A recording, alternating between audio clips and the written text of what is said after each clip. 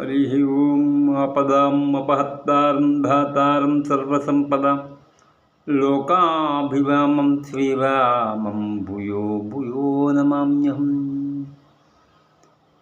ఇక్కడ మనం 108 దివ్యక్షేత్రాల్లో ఈరోజు 63వ దివ్యక్షేత్రం తిరుప్పుయూరు గురించి చెప్పుకుంటున్నాం. ఇందులో ఈ దివ్యక్షేత్రాల వైభవం గురించి చాలామంది చెప్తున్నారు.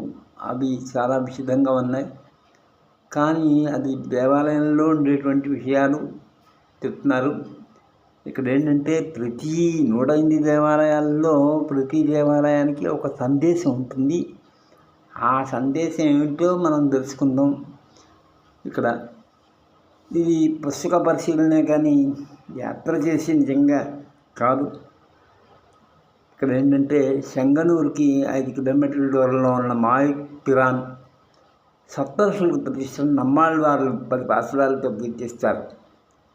దీనికి ఆధారమనగా భారతీయ యుద్ధం జరుగుతుంది. ఆ భారతీయ యుద్ధంలో భీముడు చాలా బాధపడతాడు. ఎందుకు బాధపడ్డారంటే భీముడు ఎందుకు బాధపడవలసి వస్తుందంటే విజ్ఞానులు అస్త్రవిద్య తెలుసుకున్నటువంటి వాళ్ళు అయినటువంటి భీష్ముడు ద్రోణుడు వాళ్ళని సంహరించవలసి వస్తుంది. అదేంటంటే వాళ్ళు ఏమైనా దుర్మార్గుడా?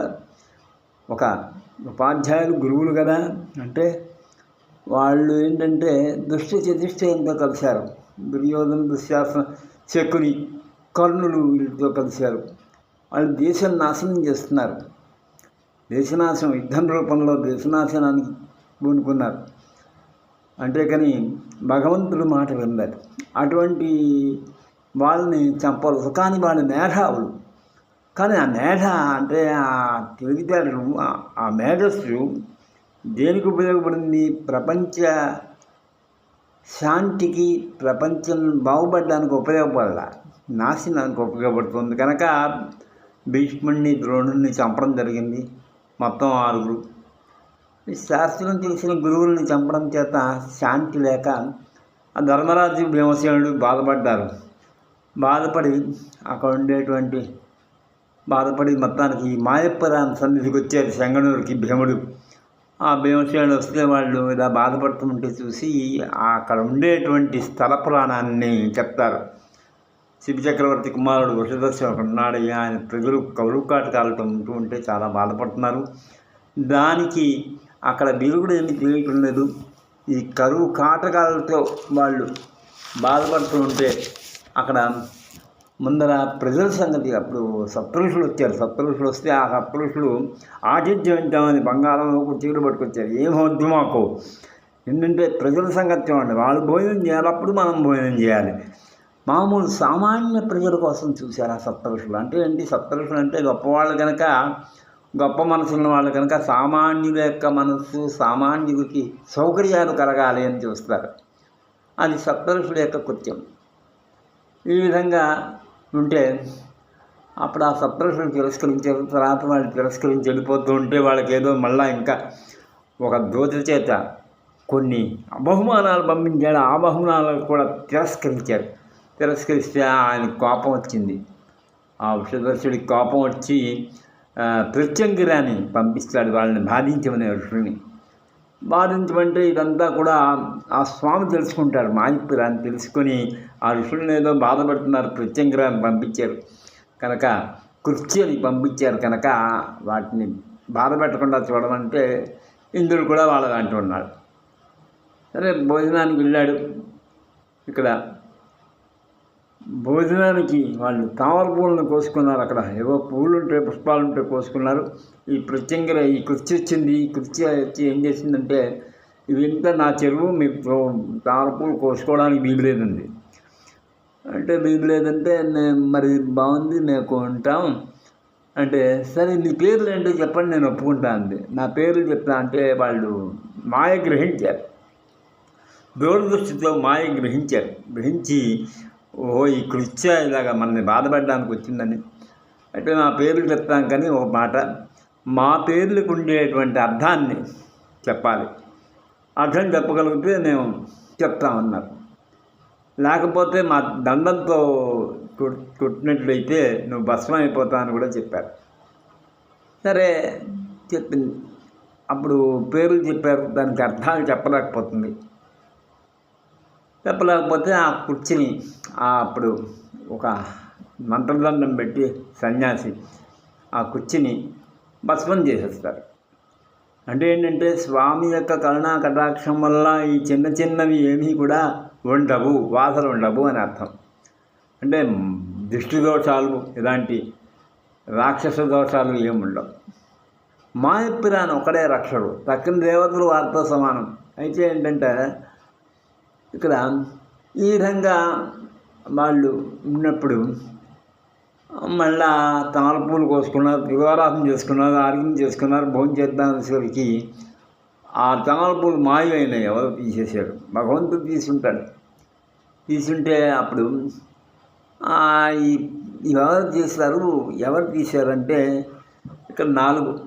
అయితే ఈ తీసిన వాళ్ళు కొన్ని పాపాన్ని పోతారట. అంటే ఏంటంటే శరణాగతి చేసిన వారి కాలుతో తన పాపాన్ని పోతాడన్నాడు. అంటే శరణాగతి చేసిన వాడిని కాలుతో తన్నకూడదు అన్నమాట. అలాగే గోవుని తినకూడదు, ఆ శాపం.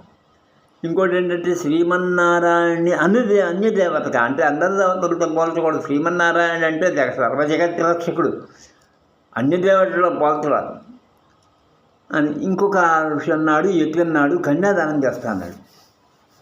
దానికి ఆశ్చర్యపోయారు. ఏంటి కన్యాదానం చేయడం ఏంటి, కన్యాదానం చేయడం ఏంటి అని ఆశ్చర్యపోయారు. ఆశ్చర్యపోతే అప్పుడు వాళ్ళు బాధపడుతూ ఉంటే ఇంద్రుడు ప్రత్యక్షమయ్యాడు.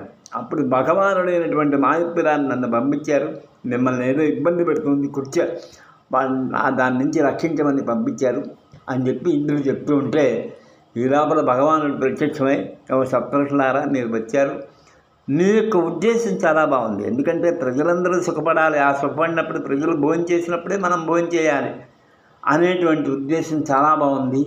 కనుక మీరు గొప్పవారు, కనుక మీరు నీకేం వరం కావాలో కోరుకోమంటే అప్పుడు ఆయన నువ్వు ఎప్పుడూ కూడా ఇక్కడ ఉండాలి, ఇక్కడ చక్కగా ఉండాలి, ఇక్కడ ఉండి దేవుడికి సేవ చేయించి ఇక్కడ ఉండేటువంటి కరువు పోగొట్టాలి, అలాగే యుద్ధాలు ఎప్పుడు కూడా రాకుండా ఉండాలి మాకు, అలాగే ఇక్కడ ఉండే కరువు పోగొట్టాలి అనేటువంటి వరాన్ని కోరారు.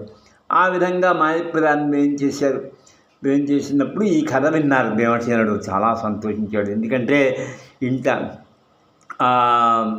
మంచి మనస్సు, అంటే ప్రజలందరూ సంతోషంగా ఉండాలి, అప్పుడు రాజుగారికి సంతోషం, అప్పుడే పరమాత్మకి సంతోషం. మనమందరం ఇబ్బంది పెడుతూ ఉంటే పరమాత్మ సంతోషం లేదు కదా, పరమాత్మకి సంతోషిస్తాడండి. మనం బట్టలు అభిషేకం అన్నీ చేస్తాం కాదు కదా, మనం ముందర శుభ్రంగా ఉండి మనం సుఖంగా ఉంటే ఆ పరమాత్మకి అది సంతోషం, అది కూడా ఒక బహుమానమే. అది భీమసేనుడు ప్రతిష్ఠ చేసి దేవాలయాన్ని నిర్మించాడు. నమ్మాళ్ళవాళ్ళు, తిరుమంగాళ్ళవాళ్ళు మంగళాశాసనం చేశారు.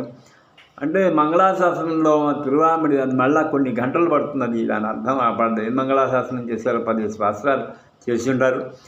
అంటే ఇక్కడ అనన్య శేషత్వం, అంటే స్వామియే పరమాత్మ, ఆయన్నే నమ్మున్నాను, ఆయనే నాకు భర్త, వారే అన్నీ చూడాలి, వారు తప్ప అనేటువంటి అర్థం ఇచ్చేటువంటి ఒక పాశురాలని విన్నపం చేస్తారు స్వామికి. బోనం పండగ ఇక్కడ చేస్తారు. 4:30 నుంచి 11 వరకు కూడా ఉంటుంది. తెల్లవారుజామున ఉదయం అయితే, సాయంత్రం అయితే 5 గంటల నుంచి 7:30 వరకు మాత్రమే ఉంటుంది. ఇది శంకనూరు నుంచి 5 కిలోమీటర్లు. మాయప్పిరాన్ కోయిల్, మాయప్పిరాన్ పెరుమాళ్ కోయిల్ అంటారు. శంకనూరుకి ఎల్లప్పి జిల్లా కనుక అటువంటి దివ్యమైన క్షేత్రాన్ని తెలుసుకుందాం. మనం ప్రతి క్షేత్రంలో ఉండేటువంటి ఆ రహస్యాల్ని, అంటే అందులో ఏదో సందేశం ఉంటుంది, ఆ సందేశాన్ని తెలుసుకుందాం. అటువంటి సందేశం తెలుసుకున్నటువంటి ఈ మాయప్పిరాన్ ఉన్నారు. ఆ మాయప్పిరాన్ని మనం చూసి చక్కగా ఆ స్వామిని మనం సేవిద్దాం, మనసారా సేవిద్దాం. అలాగే ఆయన్ని శరణాగతి చేద్దాం, అందరం కూడా పునీతులం అవుదాం. స్వస్తి మంగళం కోసరేంద్రాయ మహనీయ గుణాద్వయ చక్రవర్తను యాయ్ సార్వభౌమాయ మంగళం.